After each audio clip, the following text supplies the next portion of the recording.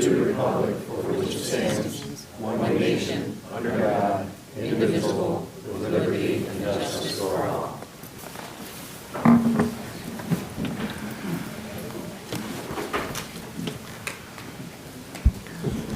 Will the clerk please call the roll? Shields. Here. Simpson. Here.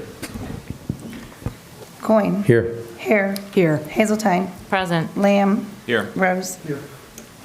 Reading of the minutes. Mr. President, Mr. Shields. I move that the minutes of the regular meeting of October 24th and the special meeting of October 25th as prepared and submitted by the clerk be approved. Second. Any discussion on the approval of the minutes? Will the clerk please call the roll on the approval of the minutes? Yes. Coyne. Yes. Hare. Yes. Hazeltine. Yes. Lamb. Yes. Rose. Shields. Yes. Motion passes 7-0. Reports of standing committees. The Finance Committee met prior to the council meeting this evening. It lasted a long time, an hour and a half, which is good, had some good discussion. We will meet again prior to the next council meeting. Health, Safety, and Sanitation, Mr. Simpson. Thank you, Mr. President. No meeting scheduled, nothing to report. Thank you. Public Properties, Mr. Shields. Thank you, Mr. President. No meeting scheduled and nothing to report this evening. Special Legislation, Mr. Lamb. Thank you, Mr. President. I have no meeting scheduled. We did have a meeting a week ago. We had in special legislation with regard to control of or how to have guidelines for flags that are displayed on city property, light poles in particular. We had a very healthy discussion. For anybody that just came in, we had a healthy discussion with the full body of council on that issue tonight, and we have committed, I do believe, I guess my interpretation was we have generally committed that we will pursue the idea of guidelines, working together and working with the administration, working with the law director, so we can try to come up with a resolution that is fair and acceptable and meets our purposes that we are trying to reach. Thank you. Thank you. Streets and Sidewalks, Ms. Hare. Thank you, Mr. President. I have no report and nothing scheduled. Thank you. Thank you. Water and Utilities, Ms. Hazeltine. Thank you, Mr. President. Nothing new to report and no meeting scheduled. Thank you. Emerging Technologies, Mr. Rose. Thank you, Mr. President. Thank you, Mr. President. Nothing to report, but there's a meeting of the Emerging Technologies Advisory Committee on December 1st at 5:30, I believe it is. Thank you. Thank you. Request for council action. We have several for finance.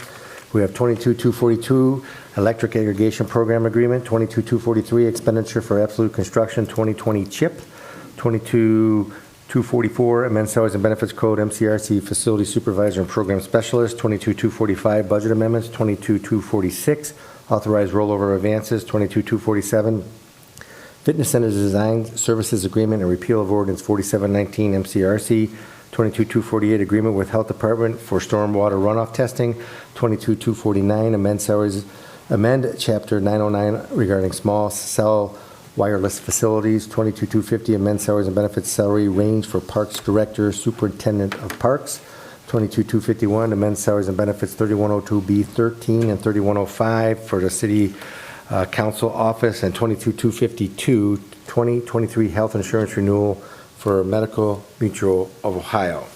Reports of municipal officers. Mayor Hanwell.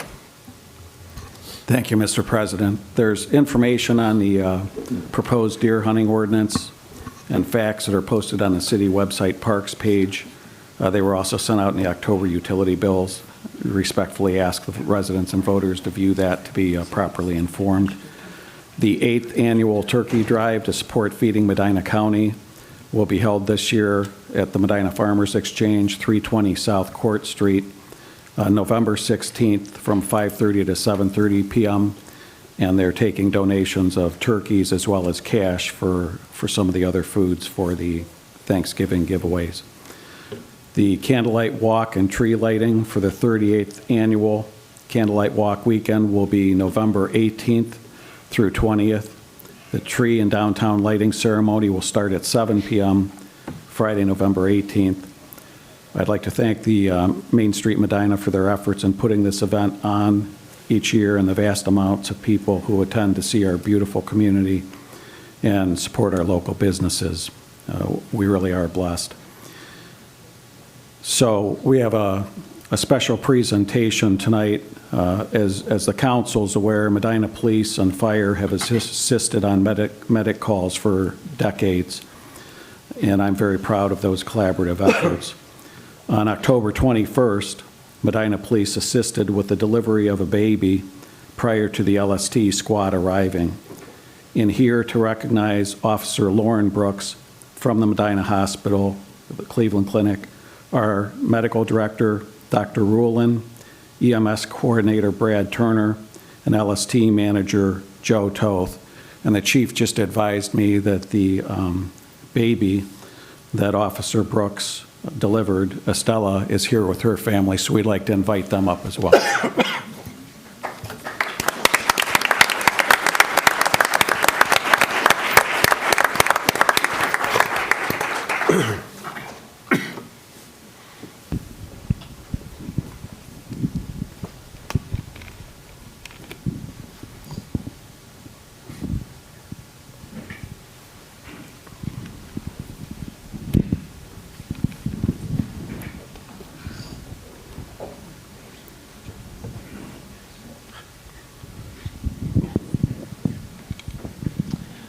So my name is Brad Turner. I'm the EMS coordinator with Medina Hospital, here with Dr. Rulin. So our job at Cleveland Clinic Medina Hospital, we provide medical direction for our folks at Medina Life Support Team, provide online standing protocols that they practice by, as well as training. And our favorite part of the job truly is to celebrate jobs well done.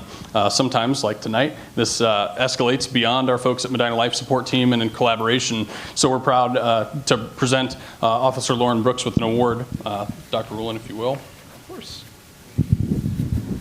So I'm Dr. Rulin, everybody, and this is for Officer Lauren Brooks. The Cleveland Clinic EMS leadership is proud to present this certificate and stork pin in recognition of the outstanding and steadfast efforts displayed on October 21st, 2022 by Officer Lauren Brooks. Officer Brooks responded successfully and expediently to assist with the delivery of a newborn. May the actions of Officer Brooks be recalled tomorrow as the standard by which we should be held henceforth today.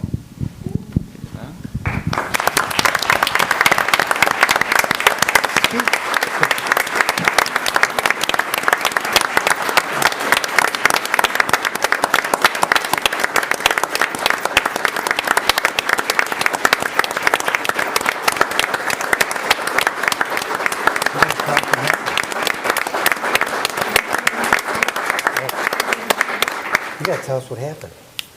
So, do you have a mic? What happened? Yeah. What do you think happened? Well, I know what happened, but maybe Yeah, do you want to tell them, Lauren, or just as a point of clarification, when we say assisted delivering the baby, that's not quite accurate. She delivered the baby. She delivered the baby like she's done it many times before. Lauren's she's got a little bit over a year of experience with Medina Police Department, so she's a relatively new officer. And again, she went in and she went to this call. From the time she arrived at the house to the time she was delivering a baby, it was 2 minutes. Wow. 2 minutes. So she gets there, walks into the house, there's a language barrier. She's trying to figure out what's going on, and before she can even do that, Estella's coming.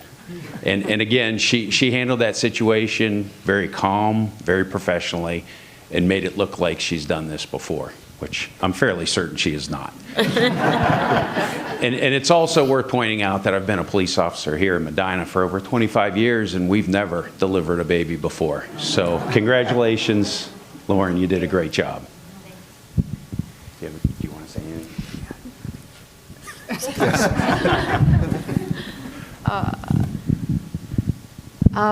Yeah, it was just an honor to be able to do that. I was not expecting that. Typically, when we go to medic calls, we're just there to assist and make sure that everyone's okay until EMS arrives. So like Chief said, obviously there was a language barrier, trying to understand what was going on, how long she had been, feeling labor pains. And before I knew it, they were just yelling pants, and I'm like, okay, are you sure? Asked me to basically take her pants off, and then the baby was out within maybe 10 seconds of that. So it was pretty amazing to hear her cry for the first time, and I'm just really thankful that both of them are really healthy and everybody's, safe here and doing okay.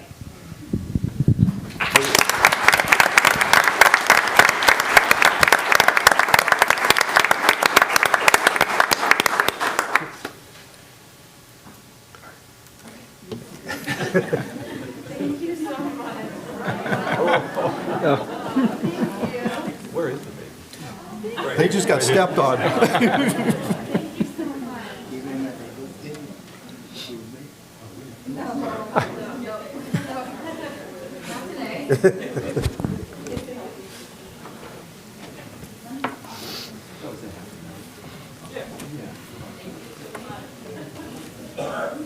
We needed that tonight. Thank you. Anything else, Mayor? Ms. Bauer is the Deputy Finance Director. Nothing to report tonight. Thank you, Mr. Thank you. President. Mr. Huber, City Law Director. Thank you. I have no report. Thank you. Is that Mr. Toth, the LST Director down there? Thank you, Mr. President. Life support team responded to 9,965 calls in the city of Medina through October. For all three entities, which is the city, Medina Township, and Montville, we responded to 4,550 ambulance calls. That's 263 over this time last year. That concludes my report. Thank you. Thank you. Mr. Gladish, Building Official. Thank you, Mr. President. I have no report. Mr. Piccoli, Service Director. Thank you, Mr. President. Officer Brooks is delivering babies, and we came and pick up leaves. But on a serious note, we do have trucks out. We're asking folks to be patient. We've been out since the 24th of October. It's only 3 weeks. We're on our 4th week. We picked up 211 loads so far. That's a lot. That's a lot of leaves. So asking people to be patient. We have two trucks in the northeast quadrant of the city now, one in the southeast, and then by the end of the week, we'll have 2 trucks in the southeast and then rotate over to the southwest in Ward 4. Thank you. Thank you, Mr. Worley, Parks and Recreation Director. Thank you, Mr. President. Just 2 updates. We recently completed the dog park project over at Ray Mallard Park, including the parking lot expansion and landscaping. We're anticipating opening the dog park sometime in the summer of next year, once the grass and everything's established. So thank you to the engineering department. 50% of that project was paid for through a capital bill grant. Secondly, I want to echo what Mayor Hanwell said about the Candlelight Walk this weekend. This past weekend, there were over 100 volunteers who helped the city with decorating of the district, including volunteers from Medina High School, Medina County Career Center, Kiwanis, Breakfast Kiwanis, Main Street Medina board members, 4 Main Street business owners, 20 community volunteers. In addition to that, Armstrong Cable, Plastipack, Medina Supply, Root Candles, the Community Design Committee, Medina County Visitors Bureau, the 2022 Candlelight Decorating Committee, the City of Medina, including our Parks and Street Department. So there's a lot of work that goes into it, and it wouldn't be possible without Main Street helping with that. I think Angela's here, so thank you for coordinating that. Thank you. Thank you. I'm going to jump back to Chief Kenny, Police Department. Anything you want to? Thank you, Mr. President. I have no report. Thank you. Mr. Patton, City Engineer. Thank you, Mr. President. I just want to report their Gates Mills Boulevard Bridge Replacement Project started today. This only affects, I think, 5 residents down there, but it does affect them significantly. The project is being done in halves in order to maintain access through there. We expect the project to be done by the end of January. Thank you. Chief Walters, Fire Department. Thank you, Mr. President. I have no report. Thank you. Mr. Dutton, Planning Community Development Director. Thank you, Mr. President. As you're likely aware, a hotel has been proposed in downtown Medina on South Court Street. Last week, the project received approval from our Historic Preservation Board, Planning Commission, and Board of Zoning Appeals. This has been an extended process. The boards originally reviewed the proposal in August. It was tabled. They then held a work session in September to discuss the project with the applicant, Jim Gershbacher. Based on discussion and feedback from the boards, guidance from staff, and input from the public and community organizations, Mr. Gershbacher's team significantly revised both the site plan and the building exterior, resulting in a much improved proposal. So moving forward, the project will also be subject to the building and engineering review and require agreements regarding access to city property. Thank you.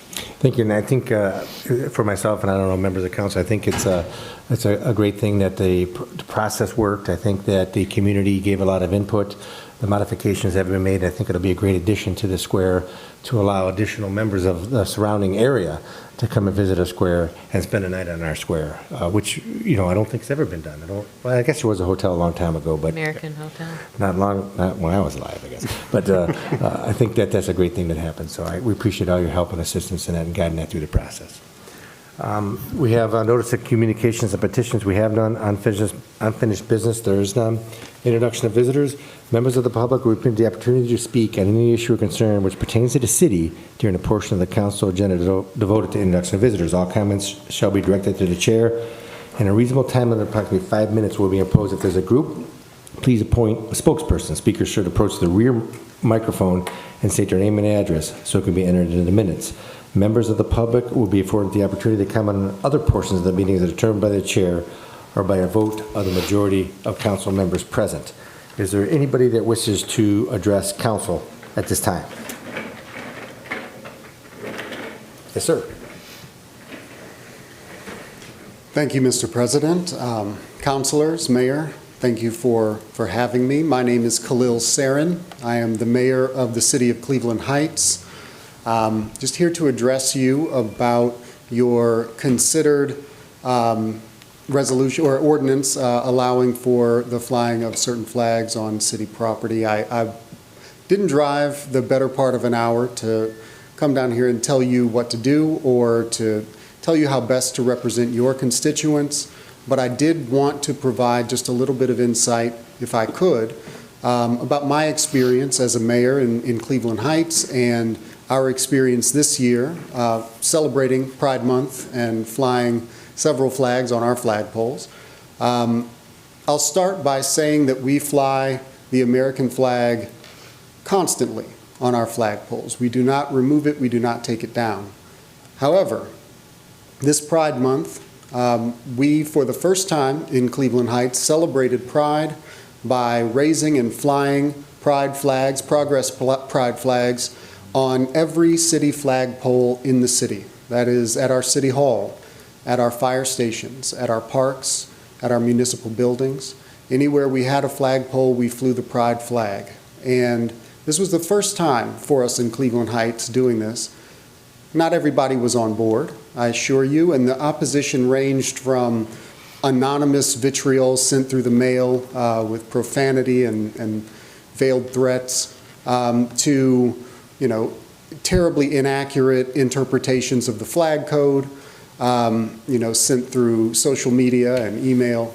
But we flew the flag, and I want to let you know why we flew the flag. We flew the flag not as a partisan or political event, but because we recognize that we live in a society where members of our society have been relegated to secrecy and closets, who've been forced into hiding who they are and lying to themselves and lying to their families and lying to their communities about who they are.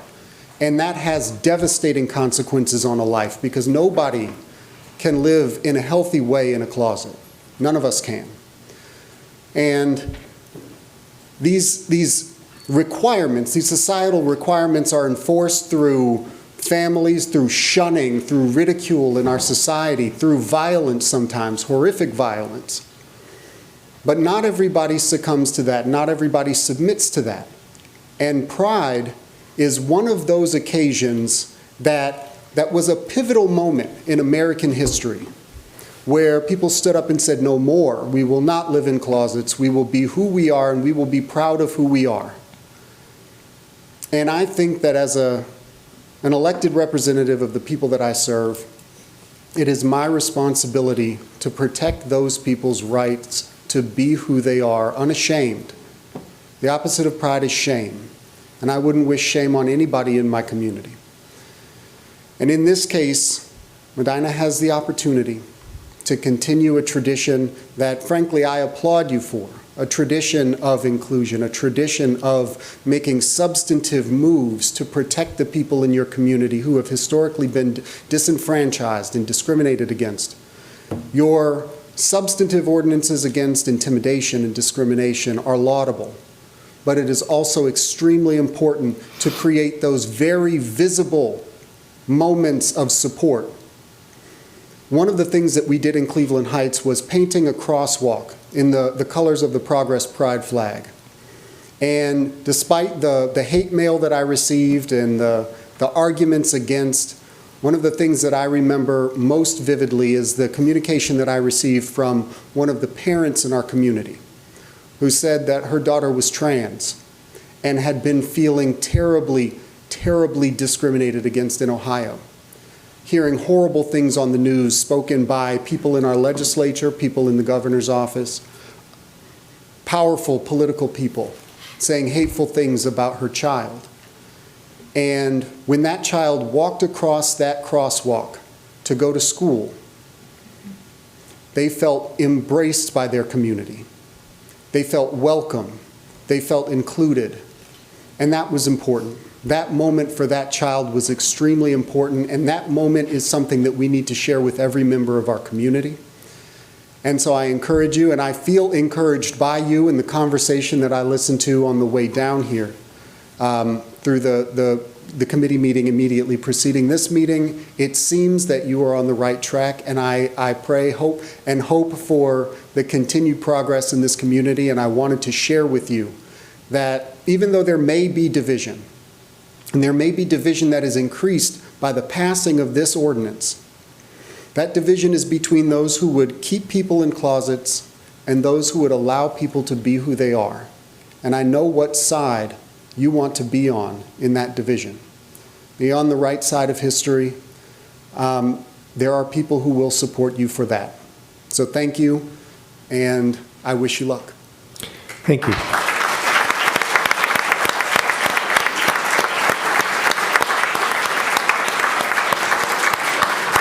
Is there anybody else that wishes to address council at this time? Yes, ma'am.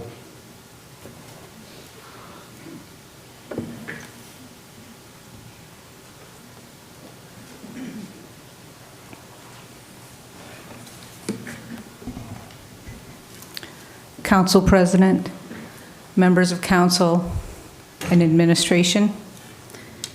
My name is Cindy Strebig, and following the out-of-towners presentation, I live in Lakewood, Ohio.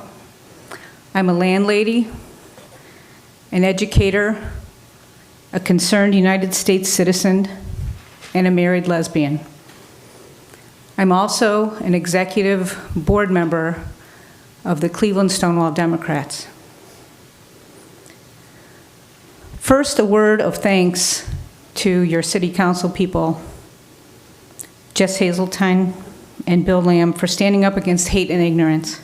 Thank you very much, both of you. As students of life and continual learners, we all understand that we just don't know what we don't know. So I'd like to explain what flying the pride flag means and what it does not mean. Flying the pride flag is a symbol of support to the queer community. Just like the stars and stripes on the Gettysburg battlefield, it unites us in our continued fight against hate and ignorance. Every day, our community is subject to attacks on trans children, trans people of color, and countless others. We fly the pride flag for the child or adult that feels alone and attacked, so that they may know hope and community. Flying the pride flag is not a replacement for the American flag. It's a celebration of the American flag and the American values that the flag stands for: diversity and inclusion. My second message that I want to bring to you is, I'm a little concerned about Medina. I was canvassing a couple weeks ago in Lakewood, and I knocked on the door of a young homeowner who told me that he had just moved to Lakewood from Medina. And I asked him, well, why did you move? He kind of rolled his eyes and turned his head and frowned. And he said his wife was from Lakewood, and they were uncomfortable living in Medina.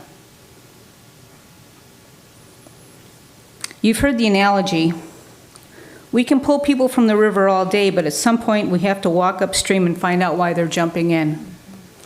So here I am, upstream in Medina, to ask the good people of Medina to reconsider your position. A position often made by misinformation and lies. See through this hate and ignorance. Find your heart and humanity. Let go of the shame and guilt that prevent you from doing the hard work, and open your minds to the idea that this is better and not worse. I'm asking you to represent and lead all the tax-paying voters of Medina, not just the ones that are closed-minded. I call on this city council and mayor to recognize June as Pride Month and fly the pride flag on every city pole all month long. I'm not asking you to recreate the wheel. I've brought the resolution from Lakewood that I received on behalf of the Cleveland Stonewall Democrats, recognizing June as Pride Month. If you'd like to make a copy of this, if you'd like to take a picture, we're more than happy to share this with you. Thank you for this time. Thank you.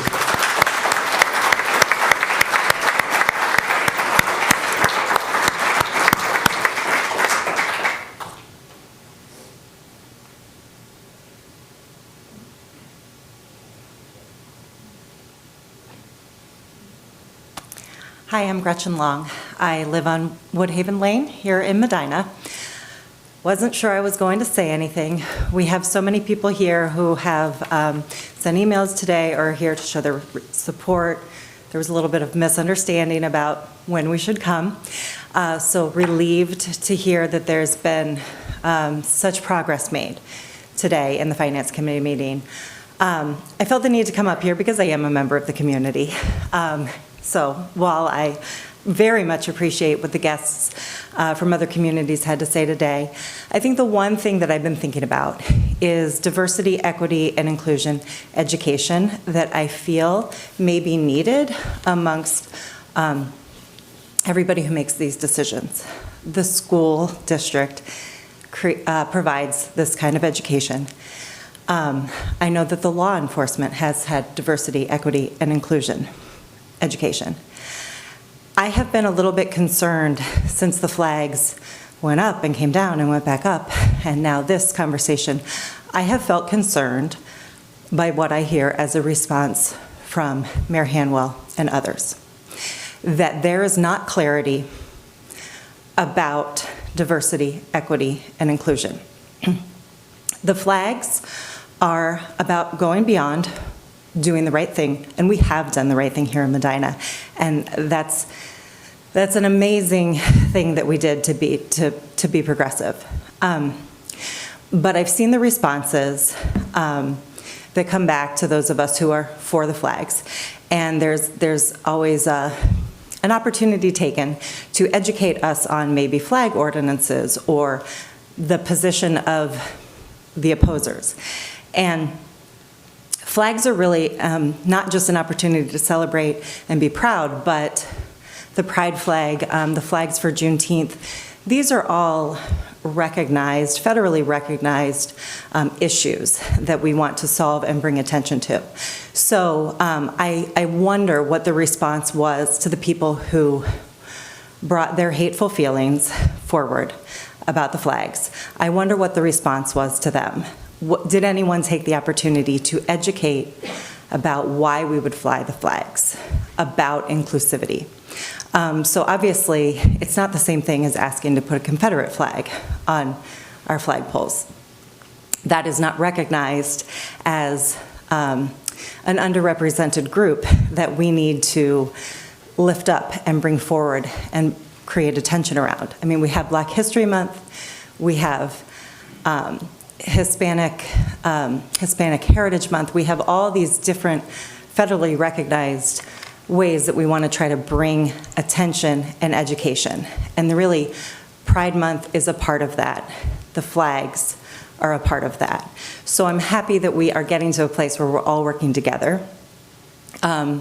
and I'm excited to be a part of that. I am the parent of a young LGBTQ child who is very well supported in the school and the public schools, and I loved having the flags to explain to this young child who doesn't even really fully understand what LGBTQ is, to help him make those connections, to understand that the flag means your city welcomes you. He understands what gay is. He has aunts and he understands it's about them. But I took the opportunity to show him the flags and talk to him about the flags, to say that the community is sharing that support, so that one day, when he hits that wall of hate that I know is coming, he's only 8 right now, it'll all start to snap together. Medina supports me. This business supports me. What those flags mean. He's the happiest kid in the world. He doesn't need you flying a flag for him right now, but one day it will all click. And to know that Medina can get past this, and that we can, as a community, share inclusive messages that bring awareness to underrepresented groups. I want that to continue. I want to be proud of where we live and where we are raising our LGBTQ child. Thank you.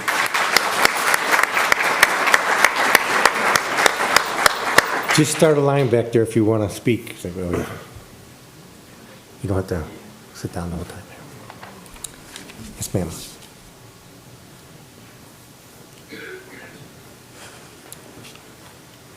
Okay. Okay. Hello, my name is Haley Fisher. I am a graduate of Medina City Schools, and I also currently am living in Medina. I am also a licensed professional clinical mental health counselor in the state of Ohio. I specialize in suicide and self-harm in adolescents and the director of adolescent services at my practice.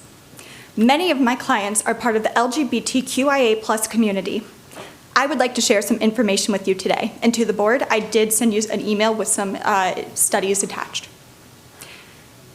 86% of transgender youth have considered suicide, and 56% have attempted suicide. You heard that correctly. More than half of transgender youth have attempted suicide.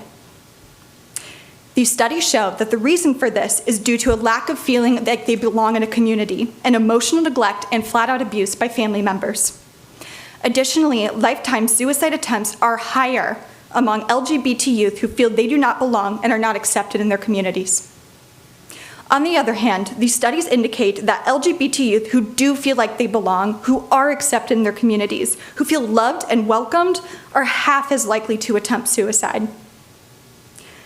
Having pride flags and Pride Month celebrated in a town like Medina, Ohio, shows a compassionate and inclusive environment that welcomes our children and our teens. I have had teen clients who have poured their tears out to me in session due to being physically assaulted at school as a result of holding hands with their partner. I have had 13-year-olds who were hospitalized for a suicide attempt after being kicked out of their house when they told their parents they are trans. When we agree to remove the pride flags due to fear of offending certain individuals in our community, we send a very clear message that this type of hateful behavior is okay, and we accept it. It's not okay, and I refuse to accept that behavior. When your parents, your peers, and your community are not on your side, then who is? Can you imagine how absolutely isolating, how absolutely terrifying it must be to have your entire social support system turn on you when you are only 13 years old? Seriously, I want everyone to just sit with that emotion and what that might feel like. It is not enough to just simply tolerate the existence of LGBT persons and youth within our community. We can no longer turn a blind eye to hate and toxicity targeted towards our youth, and must actively create a community that screams, you are allowed to be here, you are welcomed here, you are respected here, and most importantly, you are loved here. Removing the pride flags in Medina Square sends a strong message regarding how safe those youths and adults are to express themselves freely. The indication of these studies and these stories are clear. Inclusive symbols within a community that support our LGBT members and children is suicide prevention. It inspires hope, and it provides accessibility to resources to protect our most vulnerable community members. I sincerely hope that you will make the right choice and will ethically consider the consequences of the decision after today. Thank you for your time. Thank you.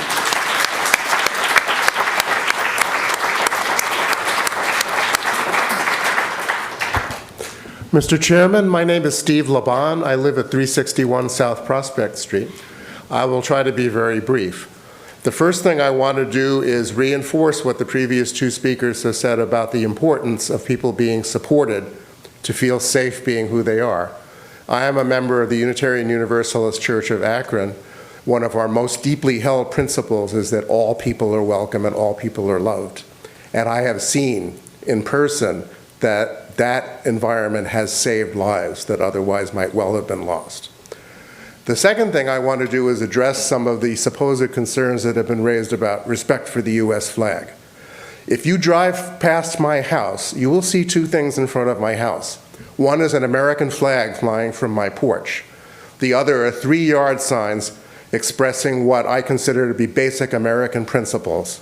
Black lives matter, hate has no home here, and reproductive rights are human rights. I fly that flag because I have great respect for it and because it stands for those values that America stands for at its best. Some of my neighbors display flags that are various versions of the flag that are altered or mutilated, and these things are a direct violation of the flag code that these people claim to respect.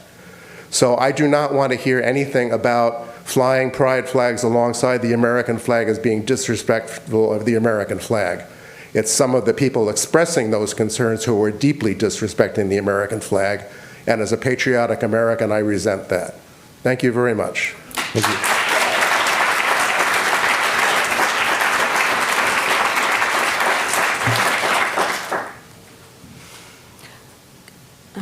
I'm not as good as talking off the top of my head, so I'm going to have to read this. I appreciate your time. My name is Sandy Varndell.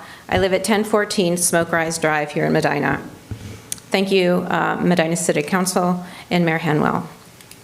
I am also the founder and coordinator for a group called Out Support, which is Medina's LGBTQ support, information, and advocacy program. I started the program 9 years ago when my husband and I found out that our son was transgender and there was no support whatsoever here at Medina. I'd like to speak of my support for a protocol to be established for flags that can be flown throughout the year from Medina City Square that are not the American flag, but flags related to important segments of society and holidays that many find great joy in.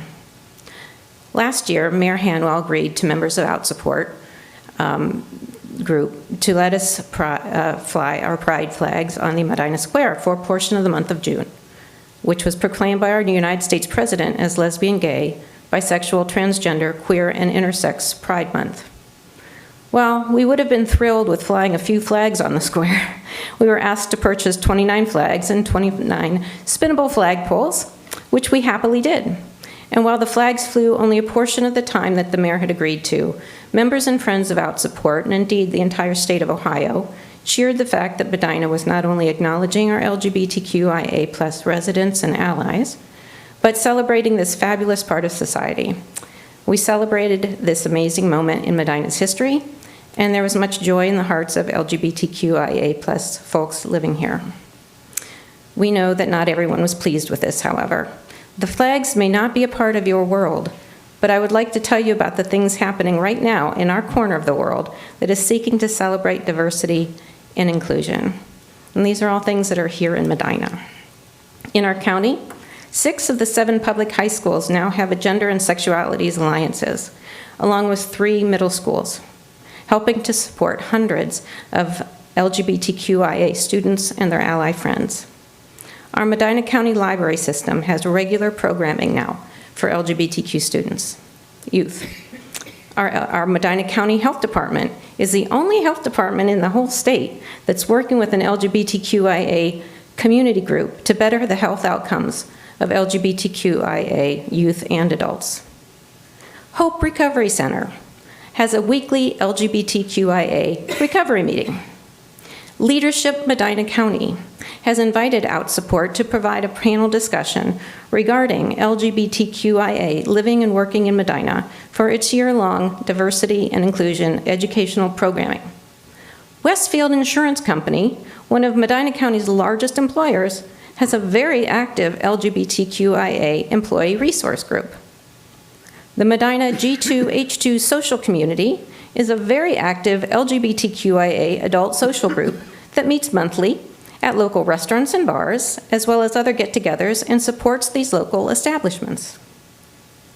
And I have to mention that there are sellout crowds at Drag Me to Dinner drag show at Williams on the Lake with our favorite drag queen in town, Gingerella. Dozens of Medina residents, if any of you are from out of town, please drive around the town during the day. You'll see dozens of residents flying rainbow flags, pride flags, on their homes to show support for their LGBTQIA loved ones. Over 200 residents of Medina came out last summer to our Pride event on the square. And OutSupport has provided our Transgender 101 program to the following Medina and Northeast Ohio organizations that include Medina County District Library All-Staff Training, Medina High School All-Staff Training, Medina Kiwanis, Westfield Employee Resource Group, the Cleveland Clinic, Medina Health Department All-Staff Training, John Carroll University, Cleveland State University, and Kent State University, and the Lubrizol Employee Resource Group. Small businesses on the Medina Square are greatly supportive of LGBTQIA Medina customers. And big companies like Huntington, U.S. Bank, Chase, and nearly all of the businesses on Court Street have diversity and inclusion in their corporate policies.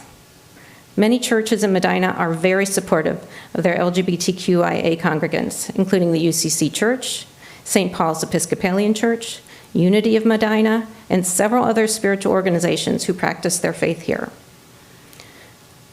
Sorry if this is too long, but OutSupport has received funding for all of the things that we do in this community for the LGBT community from 3 Akron Community Foundation endowment funds, including the Medina Women's Endowment Fund, First Energy Foundation, and the Westfield Foundation, among other funding organizations. People have left sizable sums to OutSupport in their wills and memorials to LGBTQ loved ones who have passed away. Hundreds of private residents have donated sums, large and small, because they see the need for a program like OutSupport to support and uplift the LGBTQIA community here in this town.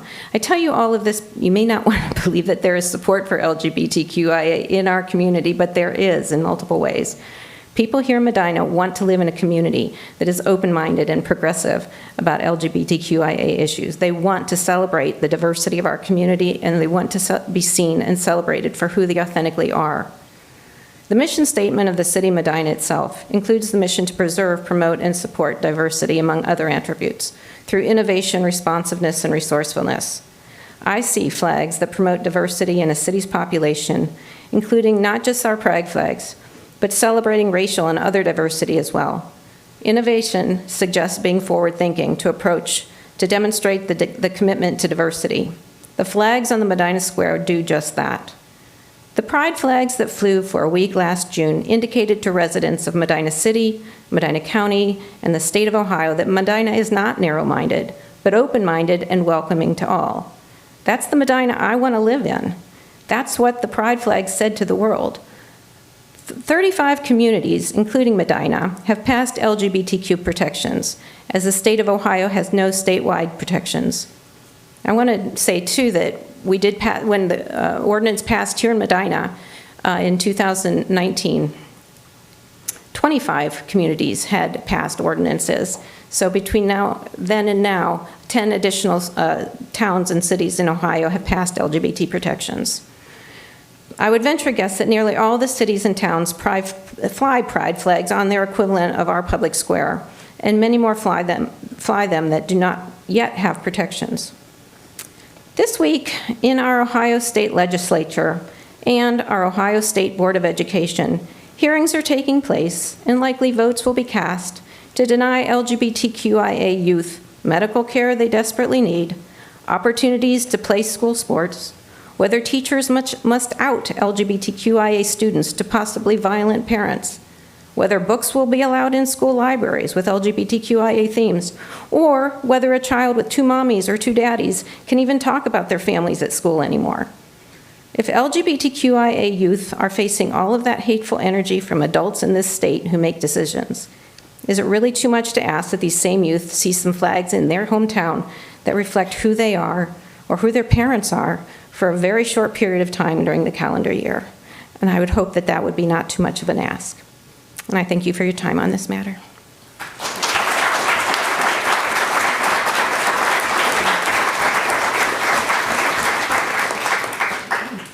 Mr. Chairman, my name is Marina Prentice. I'm 18 years old. I'm a senior at Medina High School, and I live at 6399 Hooper Drive. I thank you all for your time today. I'm sorry if I sound choked up. I was just really touched by the last speaker. So, Mayor Hanwell stated that the flying of the flags didn't create a sense of inclusion. It created a sense of division. And I'm here to say that whatever resistance was faced last year over the hanging of the flags does not outweigh the fact that there are members of Medina community that face that resistance every single day. I understand that county officials faced pushback last year, but I do not understand their willingness to concede to that pushback. Surrendering to this hatred sends a very clear message. It tells the LGBTQ+ people of Medina that they are not worth the space, the time, the effort, the energy. And it tells them that their county will guard hatred before it will guard love. Whatever legislative barriers county officials are met with regarding this issue can be solved, so that just leaves their willingness to do so. As a member of this community, I am asking, please do not concede. Please make this a county where all children, teenagers, and adults, no matter their identity, can go to sleep at night knowing that they are loved and supported, and knowing that Medina is a place that they can truly call home. Thank you for your time.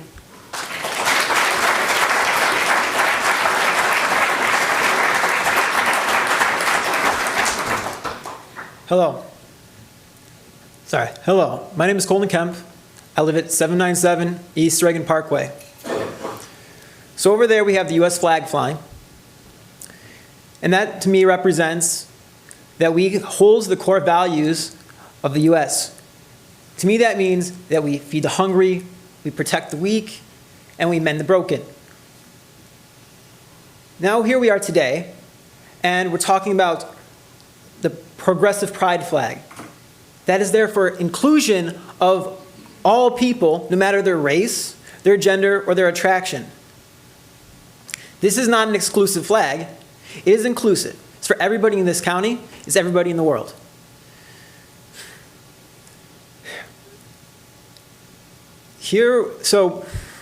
Hold on, excuse me.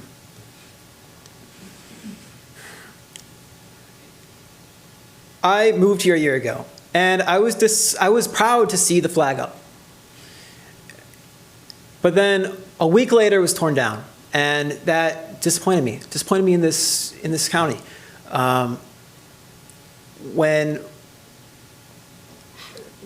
that was torn down and it wasn't put back up, it meant that our county did not respect us, did not respect the LGBTQ community as a whole, because those kids are 13, they're trans, LGBTQ does not matter. They face that every single day. And if our city can't stand the vitriol of judgmental and crazy people, you expect a 13-year-old to be able to take that? I stood here today and I listened to us saying that we're going to push the legislation to a later date. I feel in the face of divisiveness, our leaders are being indecisive. There are other communities that already do this. They already have this kind of stuff in place, and yet we're going to push this along. Like the earlier mayor stated, we have done wonderful things protecting our LGBTQ community. But without visibility, you're hiding from people that would be there to attack the LGBTQ community. It's pathetic. I'm just disappointed. And I would hope that as our leaders, elected by all of us, that you would stand up to the divisiveness, stand up against people that are there to do us harm, and put these flags up to show that you support the people that are weakest, the people who don't feel safe to come out to their friends, their family, walk around their community, stay out late at night because they're afraid of being attacked. So I really hope that our council and our leadership choose to stand up and defend those that can't protect themselves and act as a shield, because that's what they are. Thank you.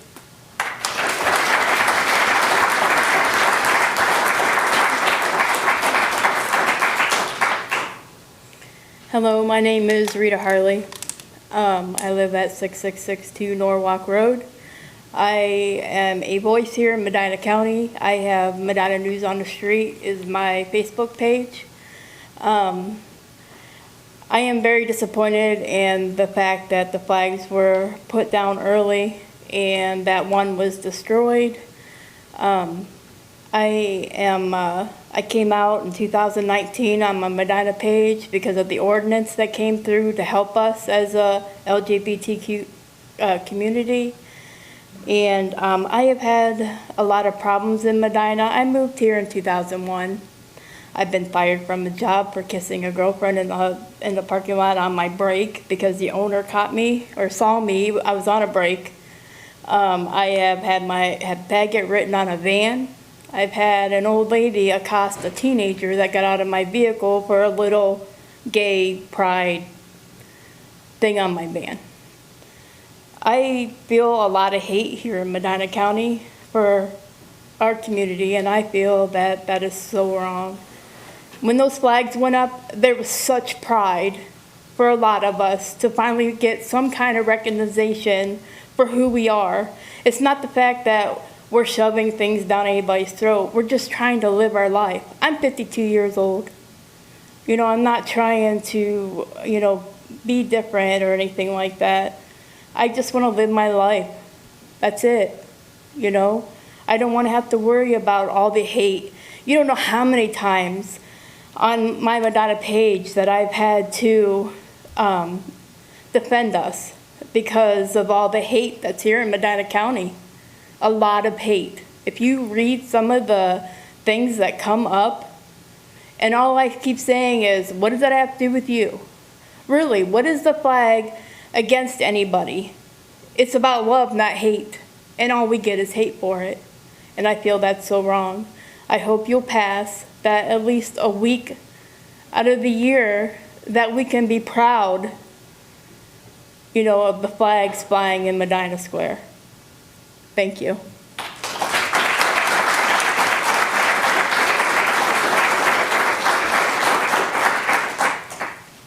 Excuse me.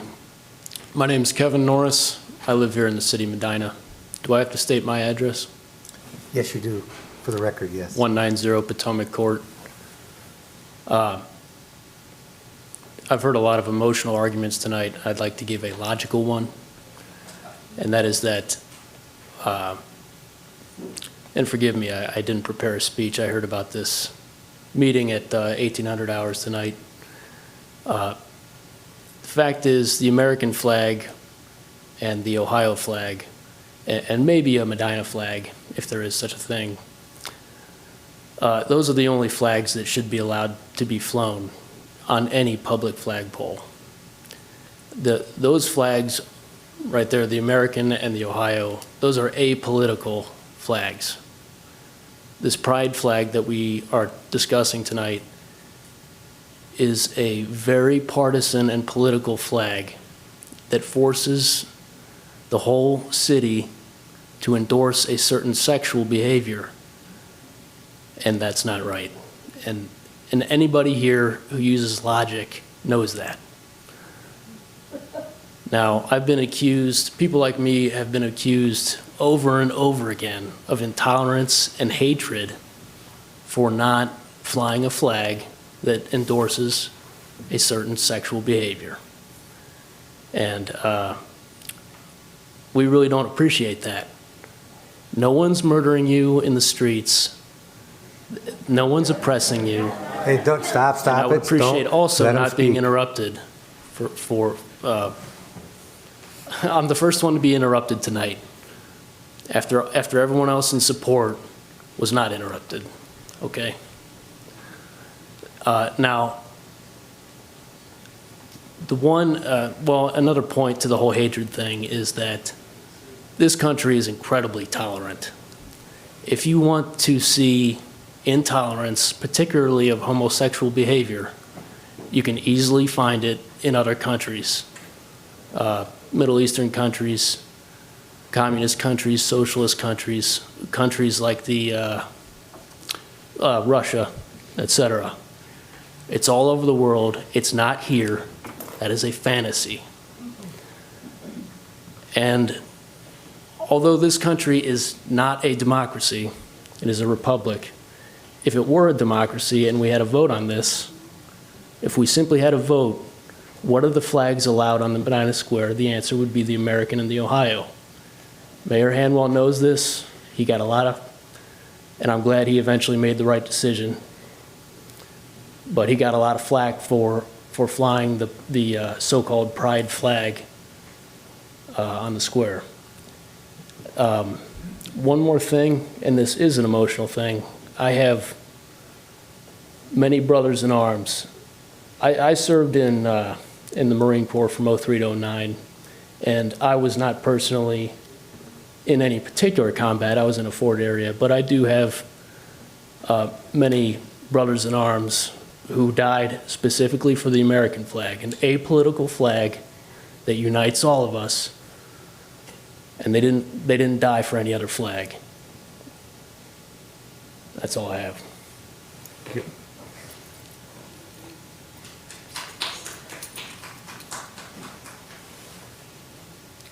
Stephanie Reed, 501 West Friendship Street.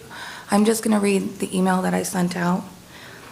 Mayor Hanwell and Medina City Council, I am writing in regards to the recent discussion during the special legislation meeting about the use of city poles displaying pride flags during the month of June. I cannot believe we are having this discussion again. I am deeply disappointed and honestly embarrassed that we would think it appropriate as a city to take two steps forward and 3 steps back on something so basic as acceptance, love, and care for our fellow community members.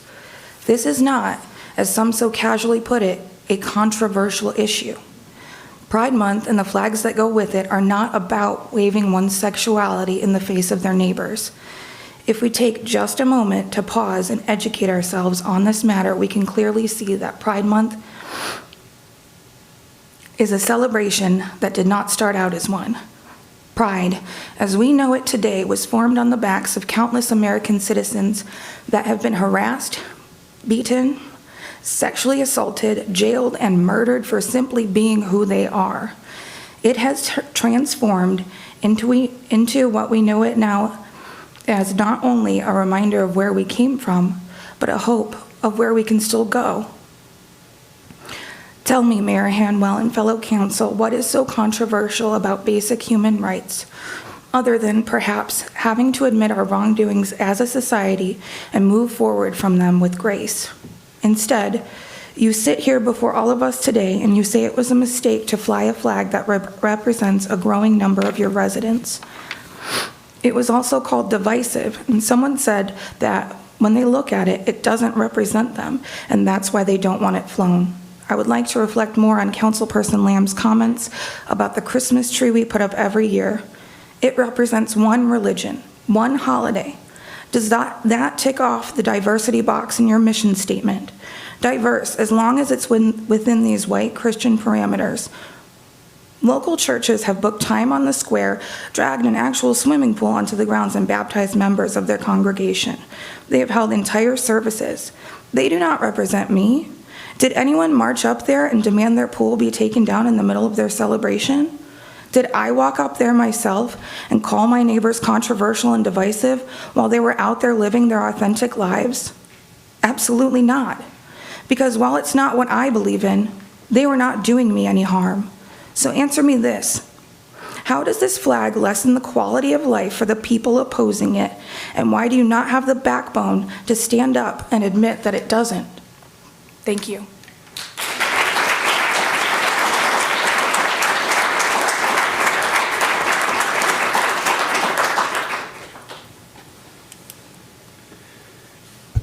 I'm Bill Toombs. I do not live in Medina. I live in Chippewa Lake. What motivated me to come up is the same thing that's motivated me other times.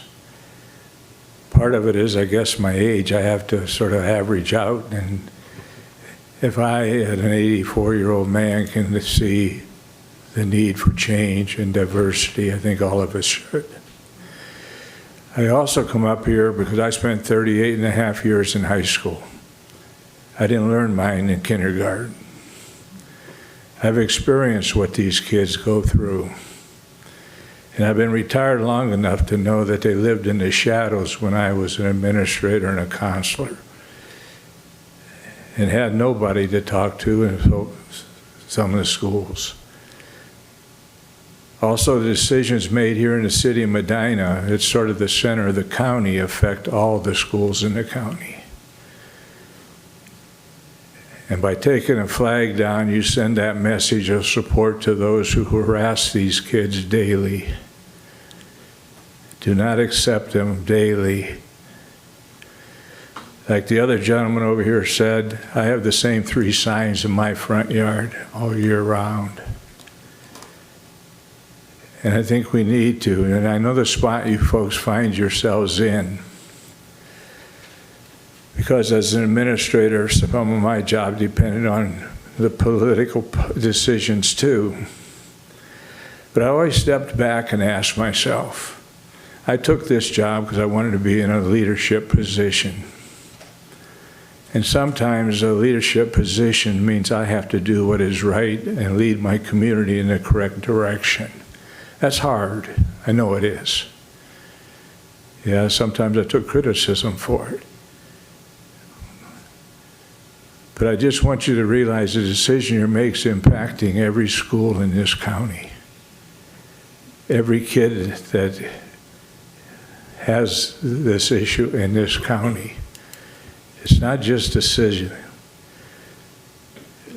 And I guess if I didn't learn anything else as an administrator for 38, well, not administrator for 38 and a half years, but in high schools, we must honor diversity. You wouldn't have accepted me as an administrator if I had different preferences for one kid or another. All people deserve the right to be treated equally. And I just want you to realize that as an ex-administrator, and I'm sure some other administrators in the county feel the same way, it's an asset and a help to make those kids' lives much easier.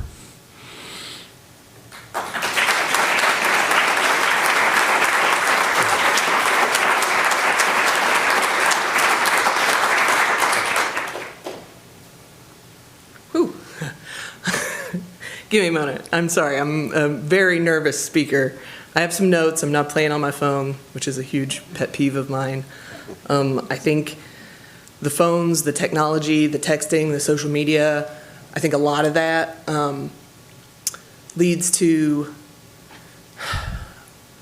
not understanding people's intention, and then we have our own perception of what people's intentions are. And we have to make a lot of assumptions, sometimes because of the way we communicate, and sometimes because we just don't know what we don't know, like the one woman said. And so I think the issue with the ordinance is we want the city to be able to fly flags that represent the values of the city, that support our code, our message. And so if there's been a misrepresentation in the intention of the pride flags, because it seems to me that there's a lot of people that think that they're divisive, I just wanted to share a little bit about that. That the intention of flying the pride flag or the Juneteenth flag is not to cause division, but to promote diversity and inclusion. The pride flags that flew on our square this summer were the Progress Pride flags, and those include the black and brown stripes and the light pink and light blue stripes, specifically because historically, even within the gay community, our transgendered folk and our people of color have been excluded and left out and kicked down to the bottom of the rung. There's the arrow on the left side of the flag, and that's the progress that we're making. It's pointed in the right direction, but we still have a long way to go, because even within our own community, we've held each other back. And so this is how we step forward. So there's a lot of symbolism there. We're talking about the symbol of the American flag, and I get it, the reverence for the American flag. Nobody's trying to replace it. But this is just explaining some of the symbolism in these other flags. In the Juneteenth flag, there's also a lot of symbolism. Red, white, and blue for America. There's the star, also for America, and also for the Lone State, where the last slaves in our Union were freed. There's a starburst, like a boom of hope, an arc for a horizon that we're headed in a hopeful and new direction. And I just feel like that's something that we should all be able to relate to. When I hear that, when I think about those symbols and what they mean, it doesn't sound like a message of division for me.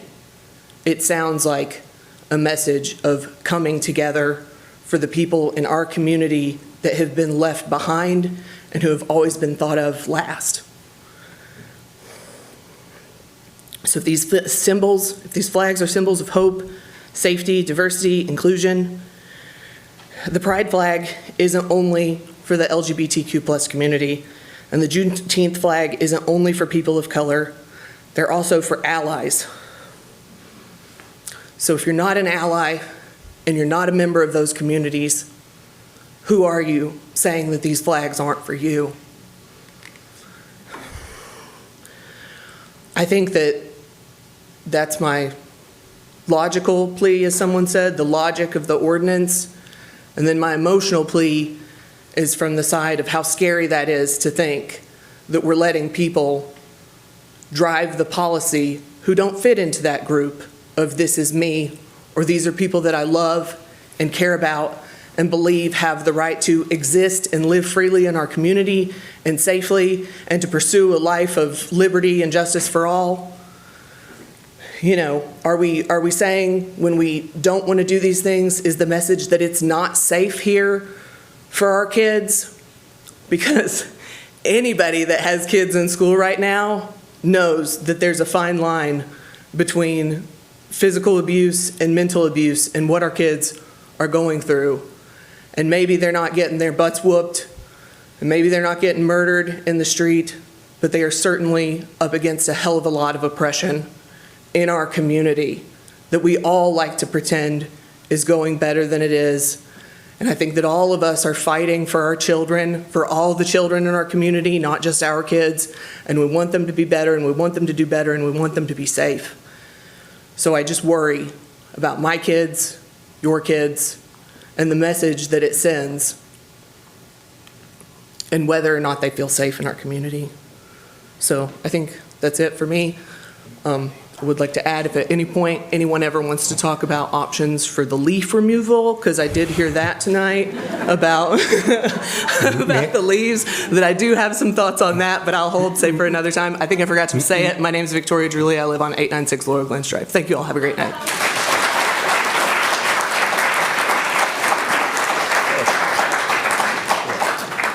Hi, my name is Heather Milks. I'm a Medina City resident. I live at 632 East Smith Road. Mr. President, members of the council, out-of-town visitors from Cleveland Heights and Lakewood, thank you guys for coming here and sharing your experiences about the positivity that's come to your communities through flying the pride flags. I love Medina. I do. There's a lot of beautiful parts about it. There are some closed-minded parts about it that I've seen start to change over the past few years, and I absolutely love that. Growth is uncomfortable. So if you want to sit in stagnation and comfort and not have something that you don't believe in or that you don't personally find important to you as part of your community, sit in your own ungrowth and stagnation. But seeing the pride flags erected around the square this year was humongous. I have family that stretches from coast to coast and even in different countries who mentioned, hey, I saw a city in your town, like Ohio, were they flying pride flags? I was like, yeah, that was my town, first time in history. Wow, growth, progress, change. If we want to be a community that's a part of those things, growth, progress, change, innovation, we have to abandon the closed-minded thought processes that are comfortable at times. Yeah, there are going to be people who don't like change. Okay, that's the way it is. It happened when we began to abolish slavery. It happened when we began to integrate schools. People would protest. People would say hateful, hurtful things. Did America throw up its hands and say, okay, let's just keep a white water fountain and a colored water fountain? No.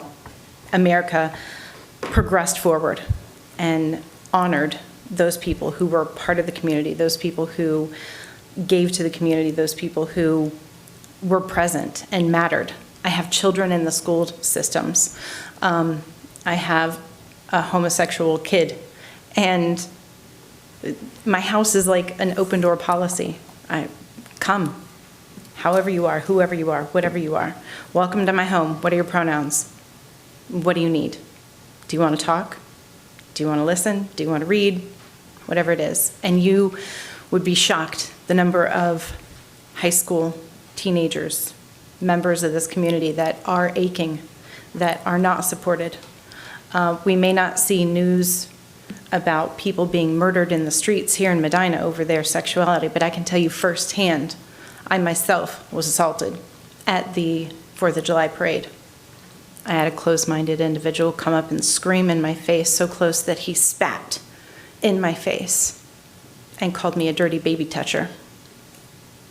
Not a pedophile, I'm a lesbian, two completely different things. But yeah, that hatred and that hurt, it's here in Medina, and it's felt in Medina. And the way that we're going to combat that is by recognizing things like flying the flag. We put up Christmas flags, we put up 4th of July flags, we put up the Juneteenth flags. It's not a political flag. It is honoring a member of humanity. It's honoring a group of humanity that does exist and saying, we see you, we value you, you're welcome. Thanks.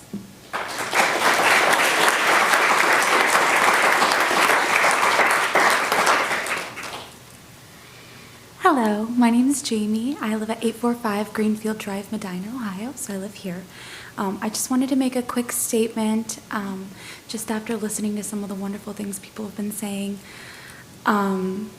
I'm a face painter, so I painted at the Pride, Cleveland Pride, and it was such a wonderful, inclusive and loving environment, except there was a large group of people that were protesting, were angry, frustrated, saying all these things about the community that weren't true. So there's just a lot of misconception, and it really tried to shine this false light of just like someone else had saying, like pedophilia, things like that. So much misrepresentation for the community, and it was so sad. So I know someone had mentioned that there's not hate here, but there really is. And hate really does have a home in Ohio, and we are fostering that by, taking down these flags that mean a lot for people.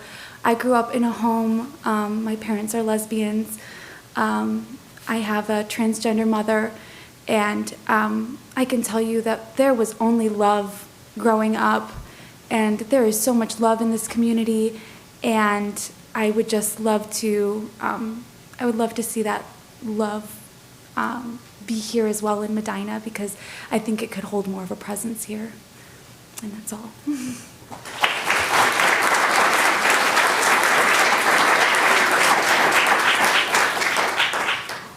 Hi, my name is Rebecca Prentice, and I live at 6399 Hooper Drive. I wasn't going to speak. I just have 3 quick points to address. The first, the gentleman that came up here and spoke, I sort of regret not clapping for him. I appreciate your service wherever you are. I appreciate the fact that you spoke tonight. The fact that you don't understand why we need a flag, that's why we need a flag. That's exactly it. So I appreciate that you stood up and demonstrated that for us. Vicki spoke about how there's a fine line between physical abuse and mental abuse. I would like to speak to Mayor Hanwell's response in his email, which I very much appreciated today, that there's legislation that they passed to protect the LGBTQ+ community. Thank you. Unfortunately, kids in our schools and many, many community members do not read that legislation. They don't know it, and they don't care.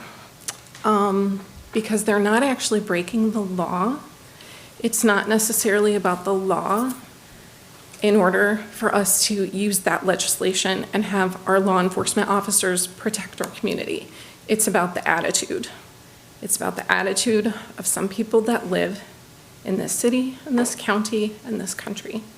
And that attitude is where the flags being displayed helps more than you can ever know.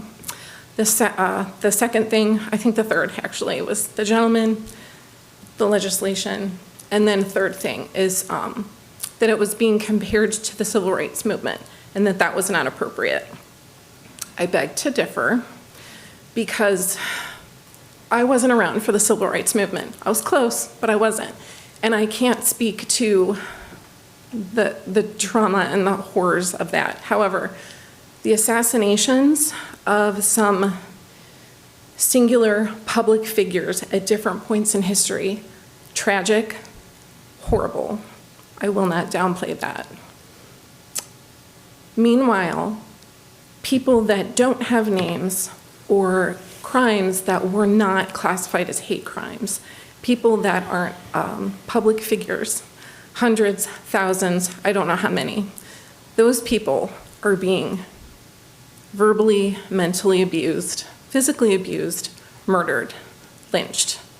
Those people count. Non-public figures count. It is a civil rights movement because it is a human rights issue and it matters. So it's not about comparing, but it is absolutely about protecting those lives. And that's it. Thank you.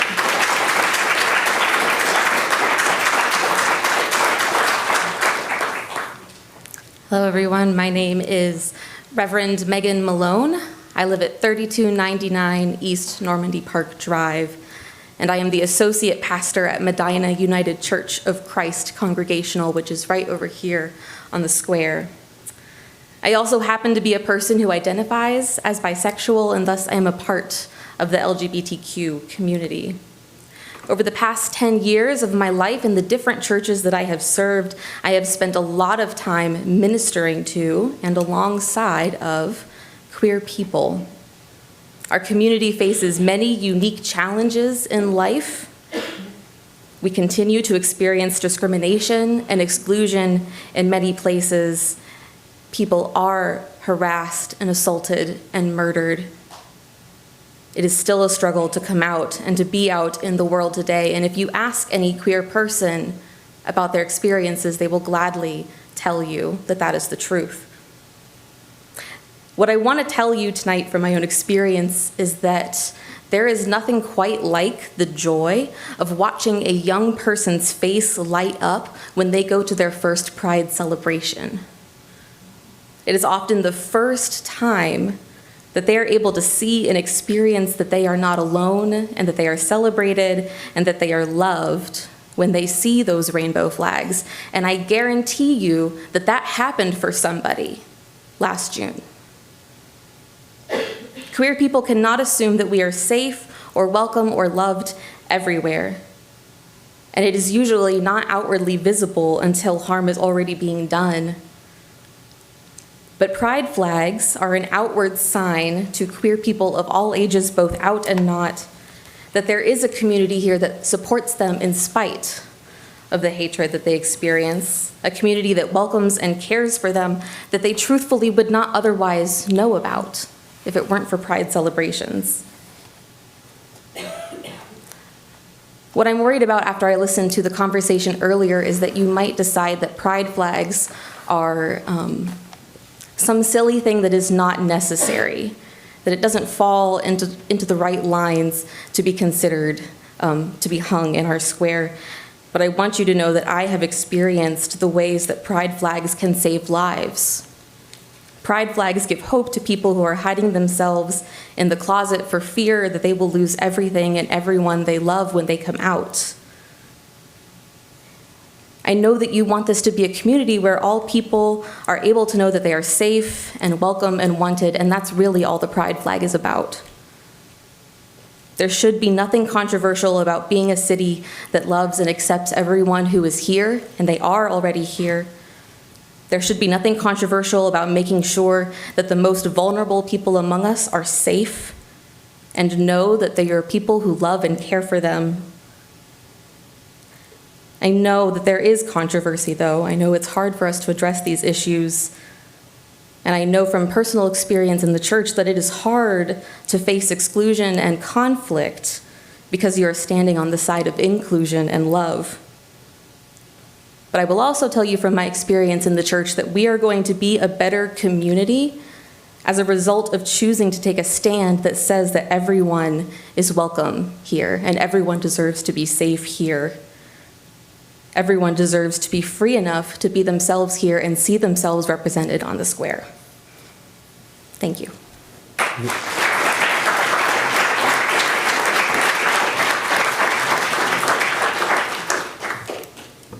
Well, for an entirely different subject, good evening. My name is Amy Barnes. I live at 314 East Washington Street in Medina. I am here tonight in hopes that careful thought and consideration will be given to a request. Being a truly great city has little to do with new buildings and high-end businesses, and has everything to do with the people and the standards they set. With the bow hunting of deer within city limits on hold until the results from Election Day, November 2023, are known, Medina has a golden opportunity to show what a stellar city she can be. Understandably, this issue has been muddied by extreme emotion on both sides, and what should have been the focus got lost. Ironically, the reality is that both sides actually agree. The deer population in Medina needs to be controlled. That the easy answer of destruction was so quickly clung to by all but one of our city leaders is distressing. Medina can be better. Medina can do better. We are better than this. The true measure of a society can be seen by looking at how it treats the most vulnerable of lives, whether those be human or animal. Destruction is the easy answer. To quickly end calls to City Hall, but that does not make it the right answer. If Medina truly wants to show the grandeur she is capable of, it is time to let go of destruction. Instead, I implore you as leaders, as humans who are capable of finer things, to take this time to implement the Humane Society's Deer Control Program. Show that you have the courage to try another answer, even if it proves your previous decision was not the right path. Cooperation, coordination, and compromise. There is time to invest in a humane control program instead of open slaughter on animals that have learned to trust us so much that they put their babies beside our homes to protect them. We have a year to try the Humane Society program to honestly see how it works for Medina, hopefully with a group instead of one person in charge of evaluating results. A year to prove we do not have to destroy for progress. A year to show our children that we truly believe that violence is not the way to solve problems. Please give careful thought and consideration to giving the Humane Society plan a chance so we can show residents, potential residents, and visitors to our wonderful city how great Medina can be. Thank you very much. Thank you. Okay, that looks like that's about everybody. We appreciate all the comments. I did receive probably around 12 emails to be read in the council, and I guess I just wanted to clarify. We usually were reading emails in the council because of COVID, because nobody could come to the meeting, but as this shows that this is a very good turnout, and there was a lot of great discussion. So the 12 emails I received were all for supporting the flag ordinance and discussed many, if not all of the things that were discussed here tonight, and I appreciate the emails that came in. But I do want to, and I apologize, because I believe this is on me, I did not clarify that once COVID is over, you know, we would expect people to come in and address council, because that's the best way to do it, instead of me just reading emails into the record. But all these items are, of course, in our email system, our public record, and should be viewed as such, as being part of the public record. But again, all 12 of them were in support of the flag ordinance, and all the arguments and all the discussion points, let's say, that were discussed this evening are, if I recall, part of every email that I received. So I do want to apologize to those that thought that they would be read into the record, but I want to just reiterate that COVID is over, hopefully, and we have live meetings now, and the interaction we have here is better than just me reading an email into the record. So I just want to clarify that point. Moving on now to introduction and consideration of ordinances and resolutions.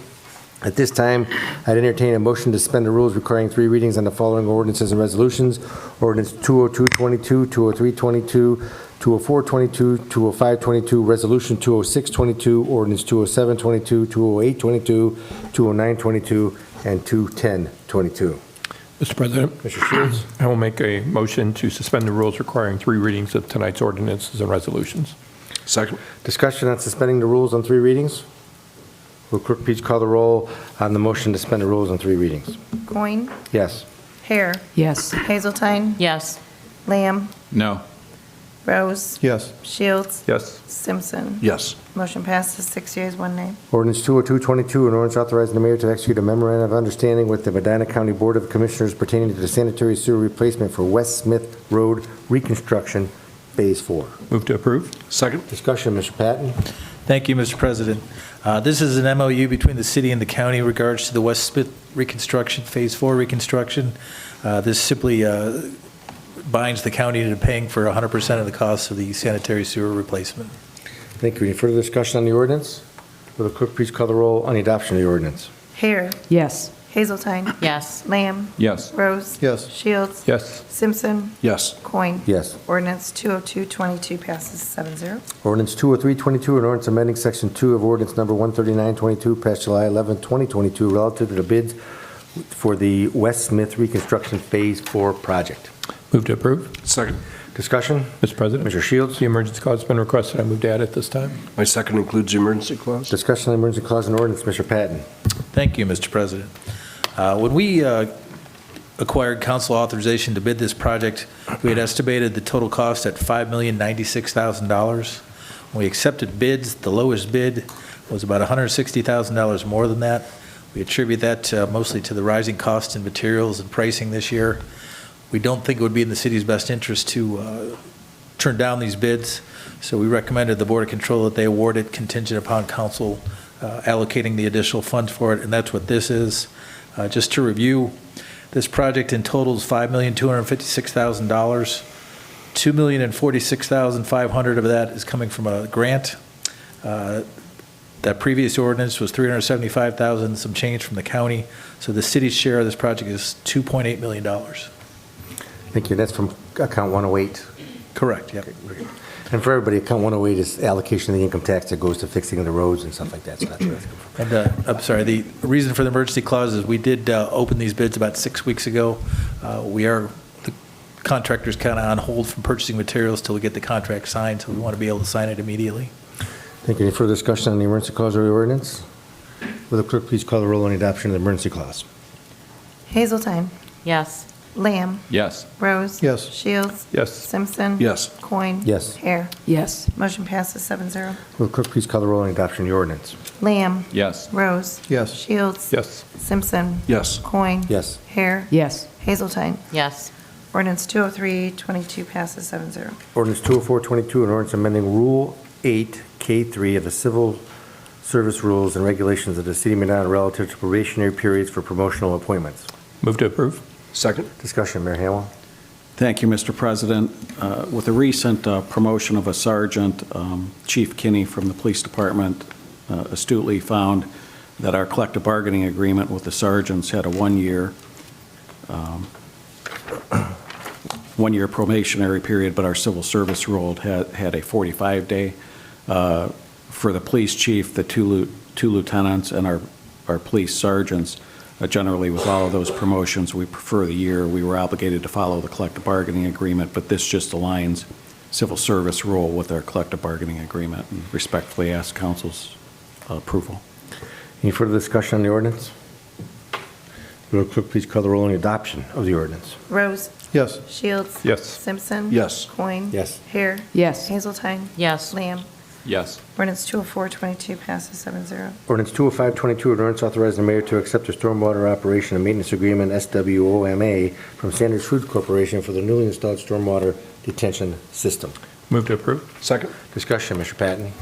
Thank you, Mr. President. We've passed a number of these recently. This is due to an EPA rule that requires that we enter into this agreement with the property owner. When they develop it, it's of a certain size. It simply binds them to maintain their detention system in going forward. Any further discussion on the ordinance? Will the clerk please call the roll on adoption of the ordinance? Shields. Yes. Simpson. Yes. Coin. Yes. Hare. Yes. Hazeltine. Yes. Lamb. Yes. Rose. Yes. Ordinance 205-22 passes 7-0. Resolution 206-22, a resolution authorizing the filing of a grant agreement to the Bureau of Justice Assistance, BGA, Department of Justice, DOJ, for the body-worn camera policy and implementation program for the police department. Move to approve. Second. Discussion? Mr. President. Mr. Shields? The emergency clause has been requested. I move to add it this time. My second includes the emergency clause. Discussion on the emergency clause and resolution. Chief Kinney. Thank you, Mr. President. This is requesting permission to apply for and accept the body camera grant if it is awarded to us. It is a 50% match. We won't use this grant unless there is new body cameras that come out prior to December of 2024. The emergency clause is requested because the due date has already passed. Any further discussion on the emergency clause of the resolution? Will the clerk please call the roll on adoption of the emergency clause? Simpson. Yes. Coin. Yes. Hare. Yes. Hazeltine. Yes. Lamb. Yes. Rose. Yes. Shields. Yes. Motion passes 7-0. Clerk please call the roll on adoption of the resolution. Coin. Yes. Hare. Yes. Hazeltine. Yes. Lamb. Yes. Rose. Yes. Shields. Yes. Simpson. Yes. Resolution 206-22 passes 7-0. Ordinance 207-22, an ordinance authorizing the purchase of 3 2023 Ford Interceptors, including upfit from Montrose Ford for the police department. Move to approve. Second. Discussion. Chief Kinney. Thank you, Mr. President. This is for the purchase of 3 frontline vehicles in addition to their upfit. Any further discussion? Will the clerk please call the roll on adoption of the ordinance? Hare. Yes. Hazeltine. Yes. Lamb. Yes. Rose. Yes. Shields. Yes. Simpson. Yes. Coin. Yes. Ordinance 207-22 passes 7-0. Ordinance 208-22, an ordinance authorizing the mayor to execute a listing and marketing agreement with Brindley Mountain Fire Apparatus for the sale of a 1997 Pierce fire truck for the fire department. Move to approve. Second. Discussion. Chief Walters. Thank you, Mr. President. This is for a nearly 25-year-old aerial apparatus that the fire department no longer utilizes as a frontline vehicle. Although it is older, it has low miles, it's still in pretty good shape, and the city could benefit by selling this through a specialized auction such as Brindley Mountain, as compared to a local auction like we typically would do for this. So we're requesting permission for the mayor to be authorized to enter into this listing and marketing agreement for the sale of this truck. Thank you. Any further discussion on the ordinance? Will clerk please call the roll on the adoption of the ordinance? Hazeltine, Yes. Lamb, Yes. Rose, Yes. Shields. Yes. Simpson, Yes. Coin. Yes. Hare. Yes. Ordinance 208-22 passes 7-0. Ordinance 209-22, an ordinance amending ordinance number 201-21 passed December 13th, 2021, amendments to the 2022 budget. Move to approve. Second? Discussion, Mrs. Bowers. Thank you, Mr. President. These are appropriations for a couple donations, and then a lot of them are for repaying advances and rolling advances over, which are when the city receives grant money, we do an advance until we get repaid for the grant. So that's Yes. what Any both of further them are for. discussion? Will clerk please call the roll on the adoption of the ordinance? Lamb, Yes. Rose. Yes. Shields. Yes. Simpson. Yes. Coin. Yes. Hare. Yes. Hazeltine. Yes. Ordinance 209-22 passes 7-0. Ordinance 210-22, an ordinance authorizing the finance director to roll over certain outstanding advances. Move to approve. Second? Discussion, Mrs. Bowers.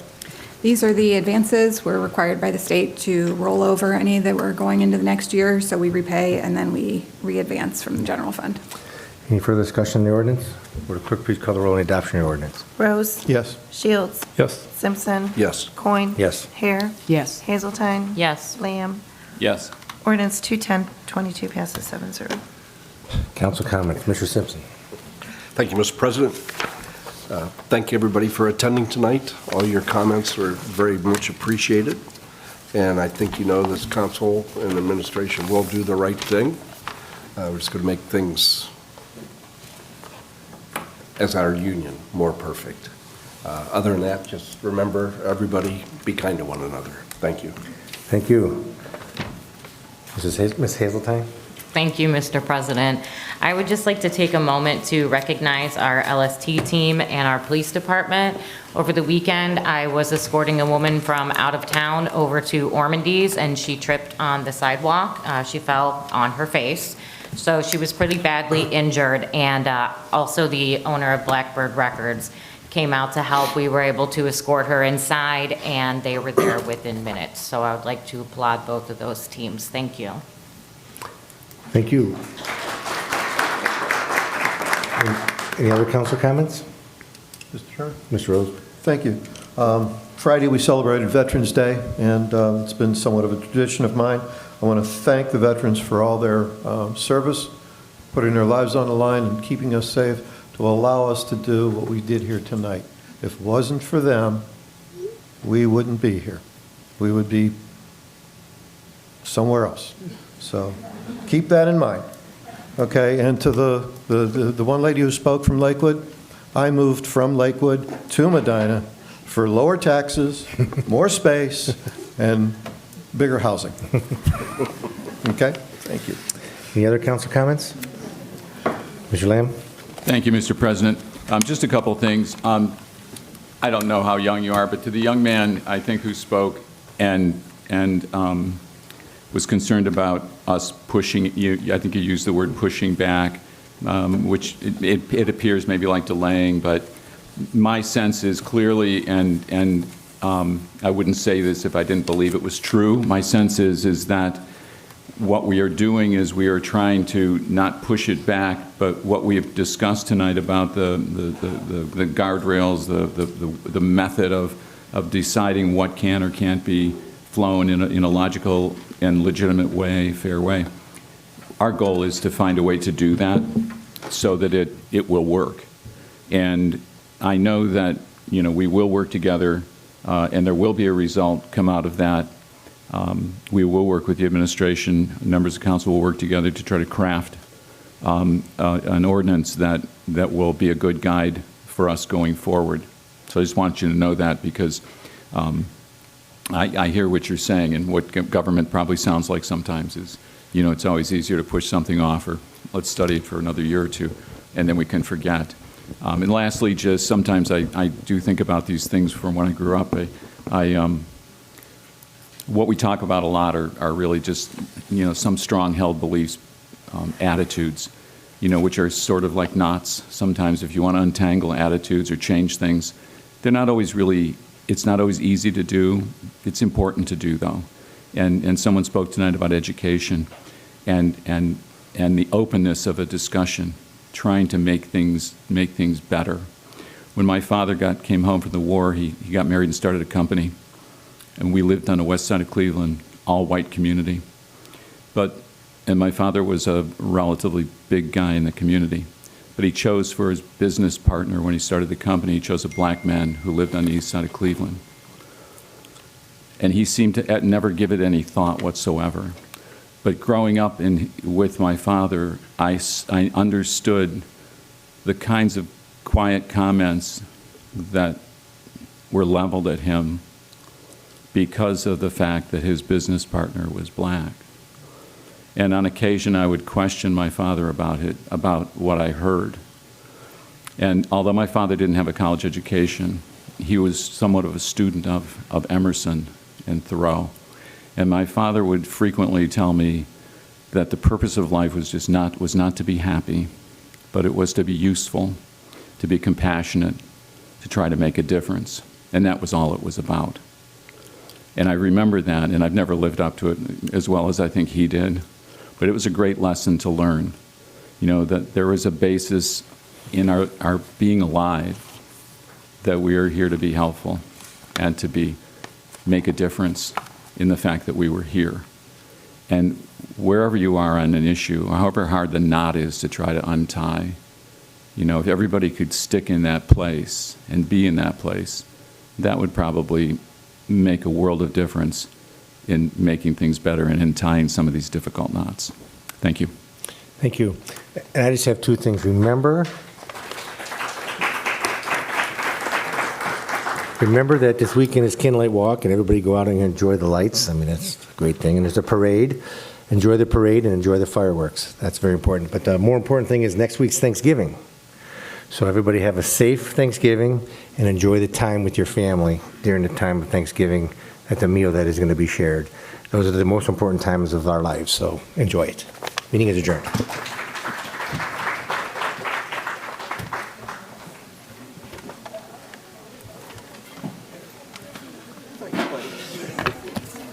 No potty break. We had to get it.